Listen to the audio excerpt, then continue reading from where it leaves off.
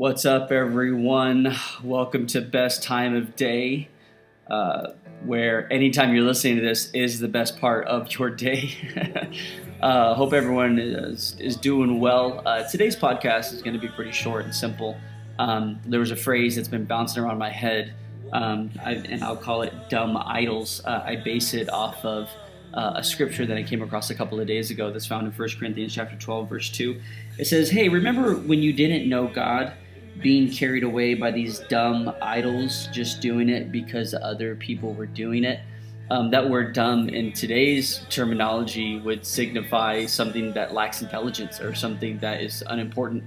But that word in its original Greek terms of how it was written actually means voiceless or dumb or without faculty of speech. And essentially what Paul is saying here is he's saying, remember whenever there were things in your life that were happening that had no speech, but you made decisions based on them. You lived your life based on things that had no faculty of speech, that had no ability to speak. They had no ability to point out direction, to guide you, much less spew truth and love and hope and mercy and all these type of things. And as he's saying this, it really hit me hard because I replay different things that have happened in my life, whether I was a child or adolescent or a teenager or even in my 20s. And you think back of how many times do you allow something to have power in your life that already passed and it's already behind you. It's things that no longer have speech, that no longer have a voice, but sometimes we give a platform in our life to things that should no longer have a platform. And I wanted to encourage anyone who's listening to this today, including myself, is as you continue to move forward in life, as you continue to realize, man, what am I really living for? What am I really about? You have to come to a center. You have to come to a balance. You have to come to terms with what has a platform in your life. Because at the end of the day, there's only one life that you have to live. There's only one life that you have available to you to be able to offer the world, to be able to offer your family, to be able to offer yourself, to be able to offer to God.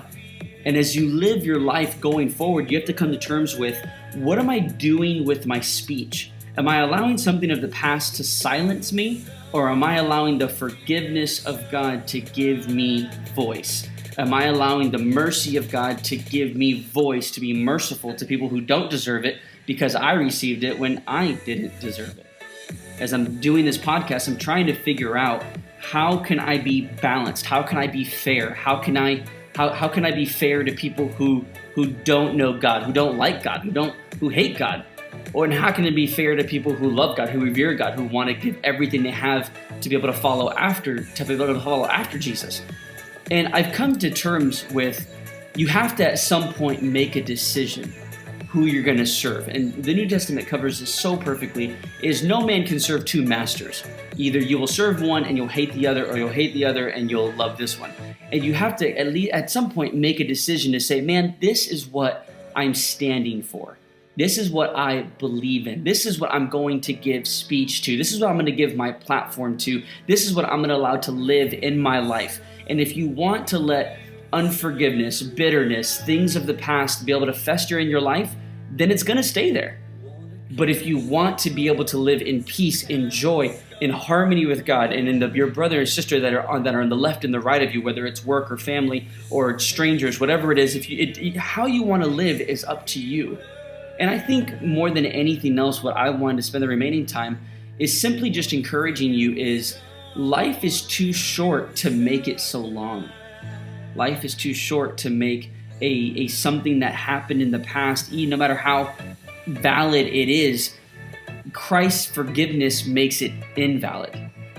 Christ's forgiveness doesn't validate what happened to you, it validates what happened for you on the cross. And at some point, you're going to have to make a decision to say, I want things to continue to fester. I want things to continue to raise back up in my life. I want things that should be voiceless to have a voice in my life. Or you can say, man, there is a voice that I want to raise up above all other voices, and it's the voice of God. And you're going to have to make a decision at some point. So I'm going to get off my soapbox here. I'm going to get off my preacher mode and the way that I usually function. And I'm trying to be as human, to be honest, as I possibly can be, But the problem with that is at some point humanity is so frail and fragile that it runs out and it breaks. And there's a breaking point in each and every single one of us where we realize, I really don't like my life right now. I really don't like what has transpired. I really don't like what is transpiring. If you're all about your career, great. You're working hard. You're putting in the work. You're doing the things that you got to do. But once you get the recompense, the reward for that hard work, it's only going to be money. It's only going to be materialistic that you reap back. But what about the joy? What about the peace? What about the family? What about the love? What about the peace? What about helping the fellow man?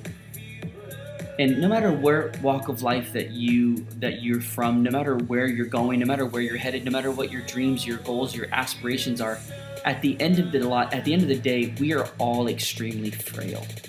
At the end of the day, we only have one thing to be able to offer, one life to be able to live. And how you live that life is everything. So I wrote down something here real quick that I want to say is I put hashtag and then a blank space and then speech. And I want to leave you with these 4 notes real quick. Is don't let anything silence your speech. Don't let anything quiet you to lower down the volume of your life. Don't let anything alter your speech, your vocabulary of what you're trying to say and how you're trying to live. And don't let anything discredit your speech. And from a personal standpoint, the last thing I could possibly leave you with is when Christ is in the middle of everything that you do, means the reason why you do everything that you do, and anything that tries to silence you, anything that tries to quiet you, discredit you, or alter you is ultimately going to fail. Because when what you're trying to say is right before God, then everything that is wrong before man is going to be silenced in your life. It's going to be discredited in your life. It's going to be altered in your life. And the only thing remaining is simply going to be the voice of reason, the voice of righteousness, the voice of hope, the voice of joy, the voice of mercy, and that's going to be the voice of God. That's my simple recommendation to you. It's my simple, I'm not perfect, I've made a lot of mistakes, but man, at the end of the day, when that's the only voice that remains, which is the voice of Christ, everything else falls into place. So while the world is chasing its dumb idols, I love the fact that I get to just have an amazing Father in heaven. Hope this helps in some kind of way, and I'm getting off my soapbox.